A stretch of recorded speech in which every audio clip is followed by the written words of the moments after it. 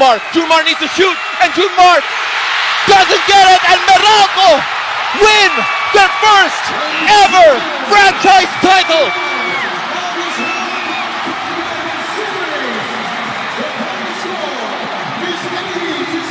Bridesmaids no more. The Meralco Bolts are champions in the PBA. Inawi ng Meralco ang nauna nitong anunsyo na nasa 64 na sentimo kada kilowatt-hour na dagdag sigil sa kuryente ngayong Hunyo.